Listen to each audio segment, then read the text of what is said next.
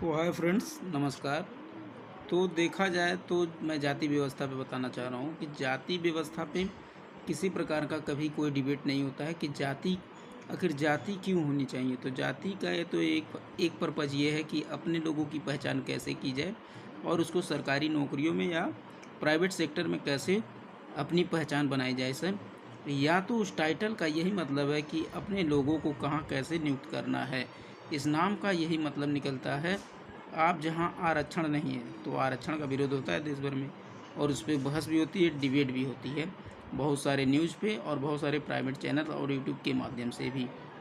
लेकिन समाज में एक मेन मुद्दा जो होता है कि जाति की वजह से यदि किसी कास्ट में या अदर कास्ट से शादी विवाह हो जाता है तो तनाव सा पैदा हो जाता है। ये क्यों होता है, तो ये किस प्रकार की मानसिकता है। तो यदि आपको लगता है कि अंग्रेज़ों की देन है तो यह तो अब तो अंग्रेज़ तो है नहीं, लेकिन आज के समय में भी यह चीज़ें देखने को मिलती हैं।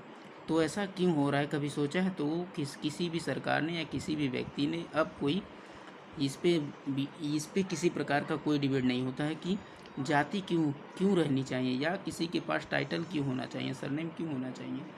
इसका मतलब है कि आप प्राइवेट सेक्टर में चले जाइए, मान लीजिए एससी वाले को पास योग्यता नहीं है तो ओबीसी वाले तो हैं ना। ओबीसी वाले कितने न्यूज़ एंकर हैं या न्यूज़ में काम करते हैं, या कितने पत्रकार हैं, या कितने वकील डॉक्टर या कुछ भी हैं, कितने लोग हैं। कभी आप रिसर्च करिएगा और सर्च मारिएगा कि आपकी अपनी औकात पता चल जाएगी कि आप किस स्थिति पे कहाँ खड़े हो।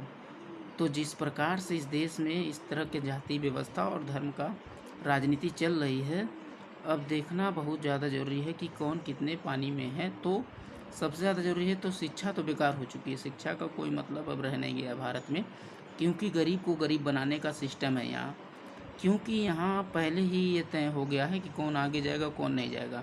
अब सरकारी स्कूलेज हैं, यानी कि जो प्राइमरी कॉलेजेस है, आप वहाँ कॉलेजेस कह रहा हूँ, माफ़ करिए, जो विद्यालय हैं वहाँ आपकी पढ़ाई एजुकेशन क्या है आप जाके देख लीजिए।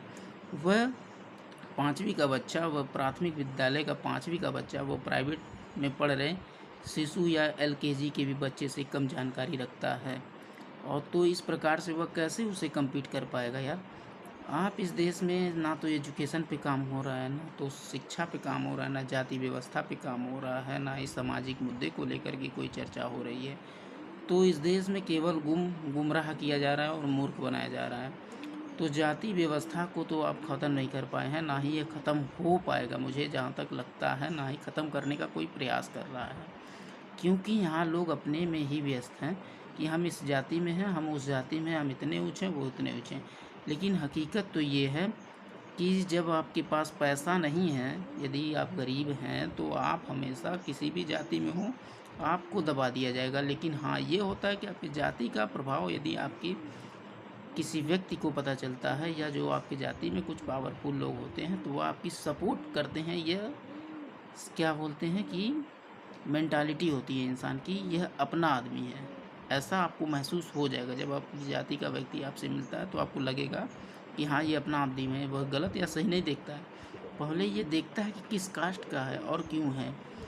तो चीज़ें पलट जाती हैं। तो इसलिए जाति व्यवस्था का यदि विनाश नहीं करोगे तो देश गर्त में चला जाएगा। जिस प्रकार पहले गुलाम हो चुका था, उसी प्रकार से अंग्रेज़ों ने तो गुलाम बनाया ही था। उसकी तो आज़ादी से आप आज़ादी मिल गई, लेकिन अब नहीं लगता है कि आप आज़ाद हो पाओगे।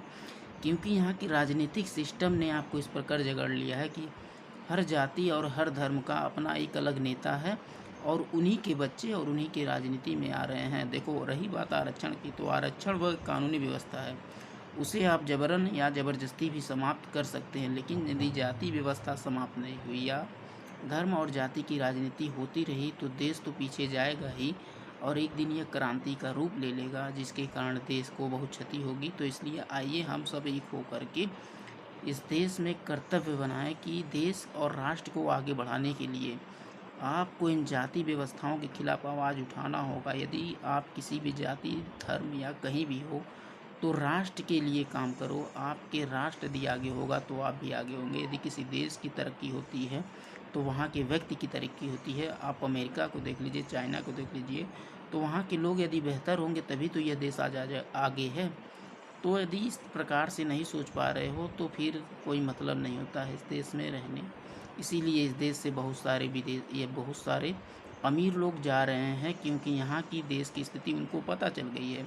और हम गरीब मिडिल क्लास के लोग हैं, तो ये हम महसूस नहीं कर पा रहे हैं कि किस प्रकार की राजनीति चल रही है या कोई इस चीज़ को करा रहा है। तो ये पहले भी अंग्रेज़ों ने गुलाम बनाया था, अब नेताओं ने गुलाम बना लिया। कोई ज़्यादा फ़र्क नहीं है आपके जीवन जीने में, क्योंकि अब पुलिस को यह पावर दे दी गई है कि जैसे ही आप पुलिस से सवाल करते हैं वह आपको मारपीट के अंदर कर देती है, और वह यह चार्जेस लगा देती है कि उनके साथ नौकरी में सरकारी कार्य में बाधा डालने का काम कर रहे हैं।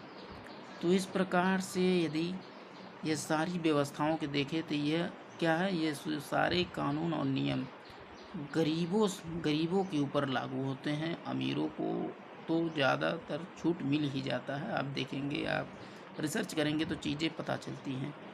तो ये एक छोटा सा वीडियो था कि समाज में हो रहे इस तरह के सुधारों की ज़रूरत है कि हमें देश के लिए काम करना चाहिए कि देश को आगे कैसे बढ़ेगी, ना कि इन छोटी छोटी बातों पे यदि बहस करते रहेंगे तो आप वहीं रहेंगे जहाँ थे, और कल भी गुलाम थे, आज भी गुलाम हो, आगे भी रह सकते हो। तो इसलिए अपने देश की तरक्की के लिए कुछ काम करिए और बेहतर प्रयास करने का प्रयास करें कि देश यानी कि भारत का विकास हो और हमारे राष्ट्र का विकास हो, ताकि हम एक सुंदर भारत का तस्वीर बना सके। तो हमें एजुकेशन के लिए लड़ाई करनी है कि बेहतर एजुकेशन सिस्टम हमारे यहाँ है। एजुकेशन पे 28% GST है, लेकिन हमने कभी किसी प्रकार से कोई प्रदर्शन या धरना प्रदर्शन सामने नहीं आया है। तो फिलहाल इसी को बातों से विराम रखता हूँ। एजुकेशन के लिए सबसे ज़्यादा ज़रूरी है भारत में। तो धन्यवाद।